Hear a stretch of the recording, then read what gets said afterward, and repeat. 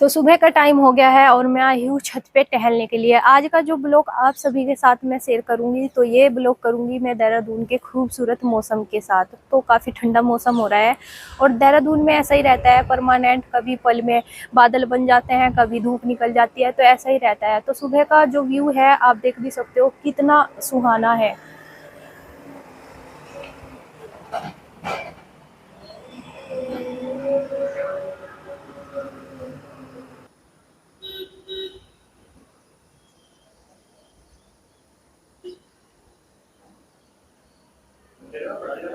नमस्कार दोस्तों, राधे राधे। कैसे हैं आप सभी? आशा करती हूँ कि आप सब बहुत अच्छे होंगे, खुश होंगे और स्वस्थ होंगे। और मैं भी बहुत अच्छी हूँ आज, क्योंकि मुझे बहुत ही एनर्जी मिलेगी और मैं टहलने के लिए छत पे आई थी। और काफ़ी ठंडा मौसम हो रहा है। देहरादून में ऐसा ही रहता है परमानेंट, कभी तो पल में तो बारिश शुरू हो जाती है और पल में ही मिनटों मिनट में मौसम चेंज हो जाता है, यानी कि बादल छा जाते हैं और धूप भी निकल जाती है साथ के साथ। तो ऐसा ही रहता है इधर। और मैं जैसे ही आई तो मैंने देखा कि दीदी ने यहाँ पर गमलों में पौधे लगाए हुए हैं और काफ़ी सुंदर सुंदर पौधे यहाँ पे लगे हुए हैं।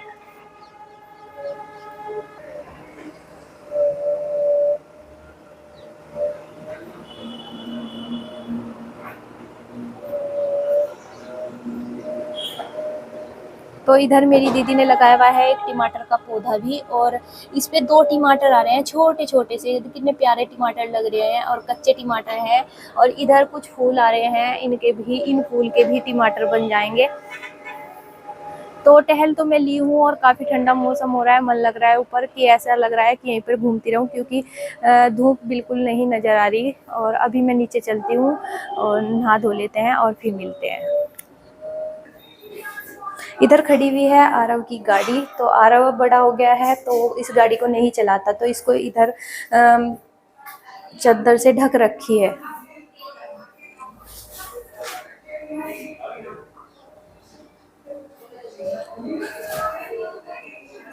हाँ, मैं नहा ही हटी हूँ। सो रहा वो। तो रौनक सो रहा है और दीदी लगी हुई है नाश्ते की तैयारी करने के लिए।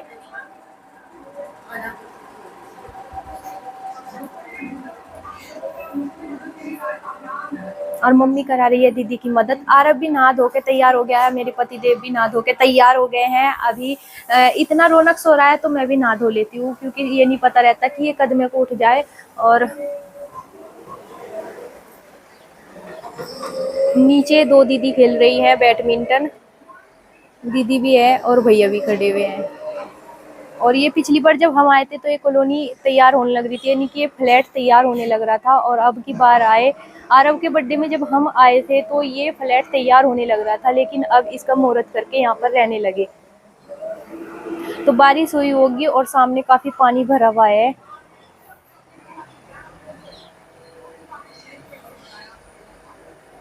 टाइम है, मैंने रौनक को नहला दिया था और ये लेके आया है पत्ते, क्योंकि इसका सबसे पहले काम नहाने के बाद यही होता है। अपनी माँ जी को लेके जाता है, चाहे कुछ भी काम कर रही है इसकी माँ जी, उसे बीच में ही छुटवा देता है। और अपनी माँ जी को लेके गया था पत्ते लेने के लिए, और इसने थोड़े से पत्ते चबाकर नीचे घेर दिए हैं और थोड़े से इसके रखे चारपाई पे।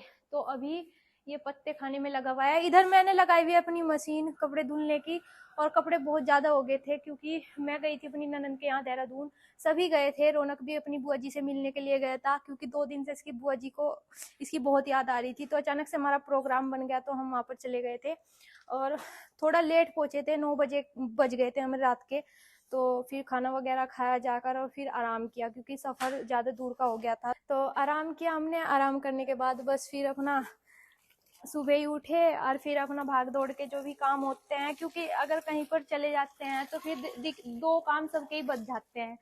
तो फिर रौनक ने भी बहुत ज्यादा परेशान किया, तो थोड़ा सा ब्लॉग मैंने वहां पर बनाया था, वो मैं इसी वीडियो में आपके साथ शेयर करूंगी। और काफी कपड़े हो रहे थे तो मैंने सोचा, मैंने कहा चलिए घर जाकर ही कपड़े धुल लेंगे। और आज लाइट जल्दी आ गई थी तो इसलिए मेरे सारे कपड़े धुल भी गए। कुछ कपड़े तो मैंने डाल दिए हैं बाहर तार पर सूखने के लिए, क्योंकि सुबह 4 बजे से अचानक से काफी बारिश हो रही थी और अब बारिश नहीं हो रही, हल्का सा चौंधा सा निकल रहा, लेकिन मौसम ठंडा हो रहा है काफी। तो बस ये कपड़े हैं, ये भी धूप में डाल कर आती हूँ। और जब कहीं पर चले जाते हैं घर की हालत भी काफी बुरी हो जाती है, और एक दिन में ही ये नहीं पता रहता किधर से शुरू करें और किधर से नहीं अपने काम। तो मैंने सारे बाल्टी में कपड़े निकाल लिए हैं, मशीन में से ड्राई हो गए थे, और अब मैं इनको तार पे डाल देती हूँ।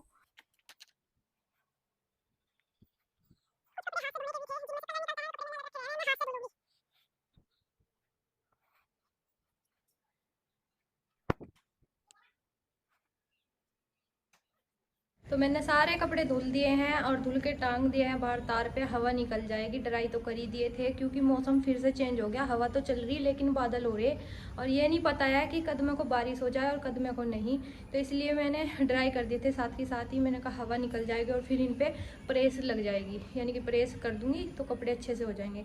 तो बस अभी इधर डाल दिए थे मशीन में रौनक ने अपने डैडी के जूते और अपनी चप्पल, तो ये भी साथ के साथ धुल दूँगी क्योंकि इसमें सरफ का पानी बचा हुआ था। तो उसने अचानक से ही अपने डैडी के जूते डाल दिए और फिर साथ में अपनी चप्पल और सैंडल भी डाल दिए। तो लाइट आई भी है, इसको भी चला देती हूँ। गिल्ले हो गए थे फिर मैंने निकाल लेनी, मैंने कहा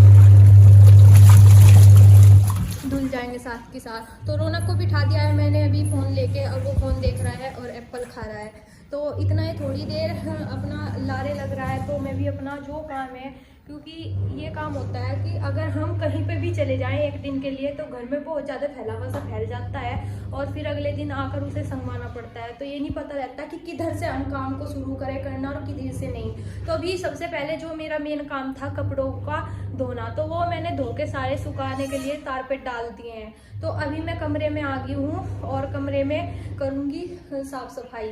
तो ये कुछ कपड़े रखे हुए हैं यहाँ पे जो कि प्रेस के कपड़े थे, मैंने परसों चौथे इनको धुले थे। तो ये जैसे हम गए, अचानक से हमारा प्रोग्राम बना था, कोई प्रोग्राम नहीं था हमारा वहाँ पे जाने का, लेकिन अचानक से हमारा प्रोग्राम बन गया सबका जाने का। और ये कपड़े धुले थे तो मैंने इन पे प्रेस नहीं करी थी और गठड़ी बांध दी थी। तो आज सबने इसमें से ही निकाल के पहने, क्योंकि अलमारी में पैसे तो रखे हुए हैं लेकिन बारिश को देख के फिर इसमें से निकाल लिए और पहन लिए थे। तो बैठक की साफ सफाई करने के बाद मैं आई हूँ पूजा वाले कमरे में, और आज मैंने मम्मी के बेड की चादर भी चेंज करी थी। और इस वाले कमरे में मम्मी का शादी का बेड पड़ा हुआ है, और जो कि आज भी ऐसा कैसा ही है, खराब नहीं हुआ कहीं से, क्योंकि ये बिल्कुल शीशम की लकड़ी से बनाकर तैयार किया गया है। और जो अब फर्नीचर चलते हैं वो बोल तो देता है कि शीशम की लकड़ी है, लेकिन वो मिलावटी लकड़ी होती है, यानी कि मिक्स लकड़ी होती है, और उससे बनाकर तैयार करते हैं जिसमें जल्दी से कीड़ा भी लग जाता है। लेकिन आज तक के मम्मी की शादी को भी कितने साल हो गए, लेकिन आज तक के इसमें कहीं से कीड़ा और भी जन भी नहीं लगी। 3-4 साल तो मुझे ही हो गए, मैंने भी नहीं देखा कहीं से। और जो इस पे गद्दे डले हुए हैं वो डले हुए हैं जूट के, और जूट के ही गद्दे पहले चलते थे। और आज भी मम्मी की शादी के जो गद्दे हैं बिल्कुल सही हैं। जूट के गद्दे पहले बहुत ज्यादा चलते थे, शादी ब्याह में यही दिए जाते थे। और अब तो फोम वाले गद्दे चल गए, और हालत देख सकते हो कि हालत क्या है फोम वाले गद्दों की। और इन्हें कुतर के चूने इतना बुरा हाल कर रखा था, बहुत ज्यादा। अभी मैंने बहुत सारा कुबाड़ा निकाला, छोटे छोटे पीस बना रखे थे। और जो हमारे वाले बेड के गद्दे हैं उनमें से ऊपर की सीटें निकली थी, तो मैंने इस वाले बेड पे ही बिछा दी थी। तो इन्हें चूहों ने कुतर रखी, बुरा हाल कर रखा था, लेकिन मैंने सारा साफ कर दिया। और अब मैं झाड़ू लगाऊंगी, बहुत ज्यादा फोम सी निकल गई। मम्मी की शादी का जितना भी फर्नीचर था वो शीशम की लकड़ी से ही तैयार किया गया था, क्योंकि जो मेरे मामा हैं उन्होंने घर पे ही वहाँ पे खेत में अपने शीशम लगाई हुई थी। और शीशम की लकड़ी बहुत मजबूत होती है, जल्दी से खराब नहीं होती। इससे तैयार किया हुआ फर्नीचर खराब नहीं होता जल्दी से।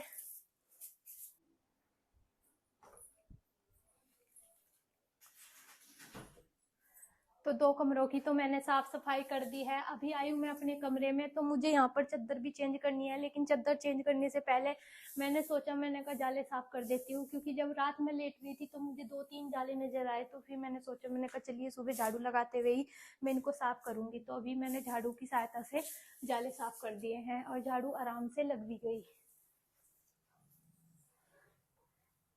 क्योंकि बरसात के मौसम में मकड़ी वगैरह बहुत जल्दी जाला बना लेती है। अगर हमने सुबह को साफ करे जाले तो शाम को हमें तैयार मिलता है। तो जाले मैंने साफ कर दिए हैं।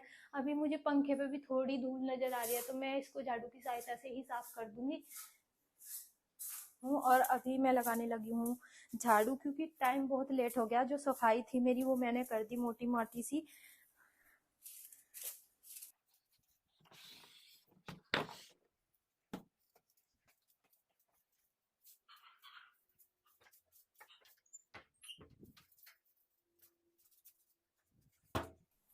तो इधर मुझे बाथरूम भी खुला मिल गया था, तो मैंने बाथरूम में ऊपर की साइड में झाड़ू लगा दिया। मैंने कहा एक आधा जाला होगा तो निकल जाएगा, झाड़ू पे आ जाएगा, क्योंकि मैं वैसे झाड़ू लगाती रहती हूँ, ऊपर दीवार पे झाड़ू फेरती रहती हूँ जहाँ तक कि मेरा हाथ जाता है।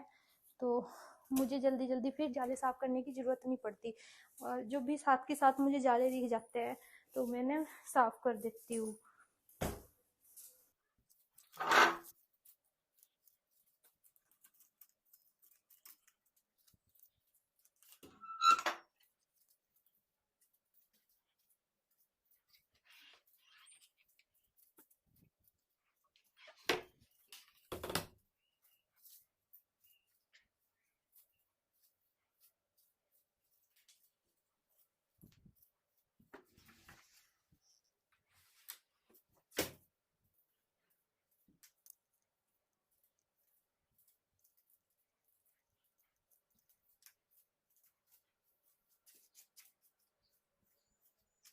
तो मैं कर रही थी घर का काम और रौनक गया हुआ था अपने बाबूजी के यहाँ पे खेलने के लिए, लेकिन बीच में ही मैं झाड़ू लगा रही थी और जब भी मुझे आवाज़ आई उसके रोने की, तो मम्मी पूछने के लिए गई कि क्या हो गया, तो वो गिर गया था और उसके जो 2 दाँत हैं वो होंठ में बढ़ गए और होंठ में बढ़ने के बाद इतना ज़्यादा खून निकला है और तब से मन बहुत ज़्यादा परेशान है। हालाँकि मैंने झाड़ू लगाने के बाद पोछा भी लगाया है और अभी 2 बज गए और 2 बजे बीच में उसे सुलाया भी है, क्योंकि वो इतना ज़्यादा रो रहा था कि उस देखा नहीं जा रहा था बिल्कुल भी, बहुत ज़्यादा तड़प रहा था।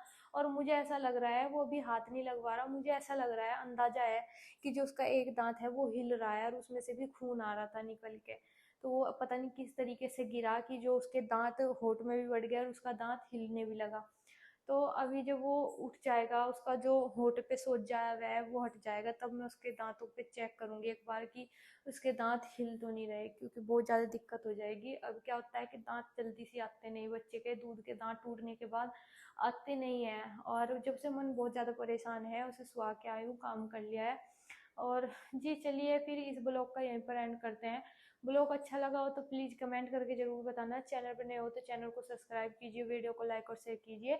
आप सभी को मिलती हूँ एक नए और ऐसे ही ब्लॉग के साथ। तब तक के लिए आप सभी को बाय बाय, राधे राधे, खुश रहें, स्वस्थ रहें और हंसते रहें।